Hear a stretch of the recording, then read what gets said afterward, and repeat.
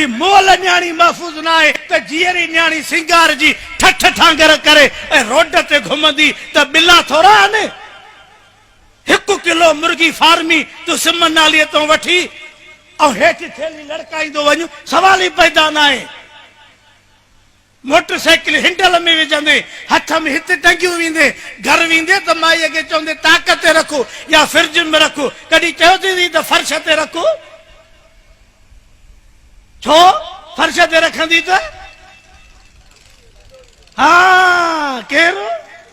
चओ चओ उथी भी जोगी वगीरा उथी भी जोगी आए पाड़े जो केर वेंदो छो किलो मुर्गी आए न दे भी बिलो पो जे 1.5 मण जी अधी ये घुमंदी त बिला न पर कुत्ता भी इंदा त गधा भी इंदा तोखे या गाल दिल में सोचणो खपे त पर्दे जो हुकुम कुरान आखिर शो कयो सो भी पहिरियों नबी जो घर वारियो या अय्युहन नबी कुल अज़वाजिका व बनातिका व निसा इल्मुमिनी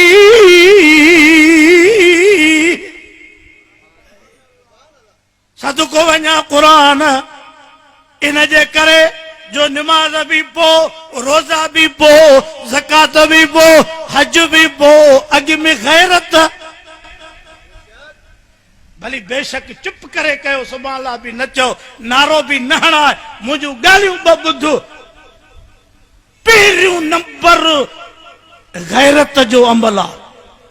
नबी से फरमायो मां मोहम्मद भी गैरती आ अल्लाह भी गैरत वारो आ जड़ी हजरत उमर नबी से के ए हुजूर फरमायो उमर मां तुझी माड़ी जन्नत में दिसी आयो में हजरत उमर चयो सही ता वञो हां फरमायो उमर मां वञा हां पर तुझू हुरू भी तो बिश्त में हुयूं न तुझी गैरत मां मोहम्मद के याद अची वई अज जेको अचे हल घर तू अब्बा जो यार है हल तू शहीदन जे दुख में बाहर रोड ते निकिरो बीबियूं निकतियूं न पंहिंजी ईमान विञायो न ॿियनि खे धाड़ो हणो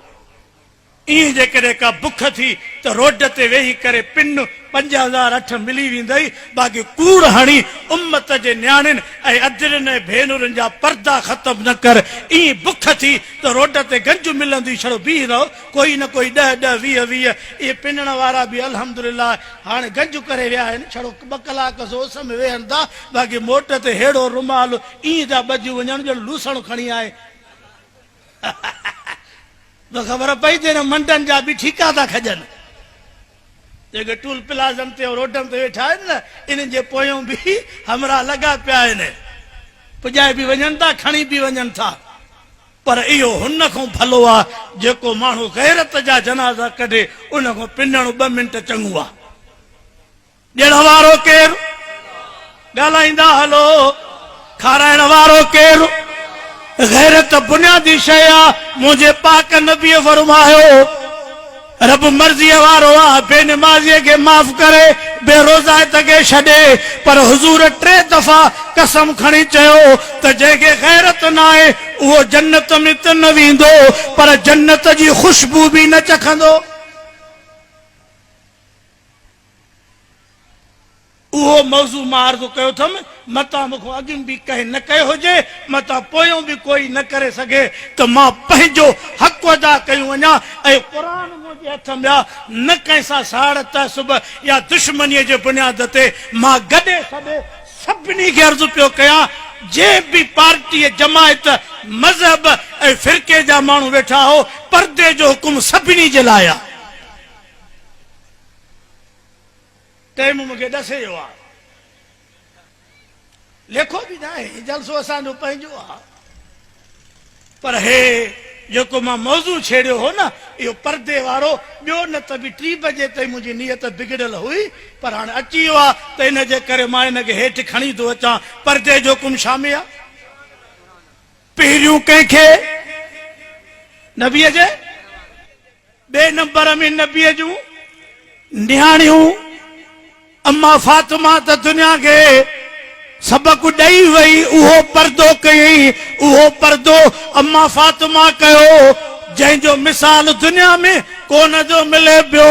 अॼु जेके औरतूं अम्मा न्याणियूं चवनि थियूं त असांखे अम्मा फातिमा सां गॾु जन्नत में सफ़र ऐं रफ़ाक़त मिले, उहे पर्दो कयो, उहे ॿाहिरि न निकिरो, रोडनि रस्तनि जूं सिंगार न थियो, बाज़ारनि होटलनि मुला तावीज़नि ऐं पीरनि मुर्शिदनि ठगनि वटि न वञो।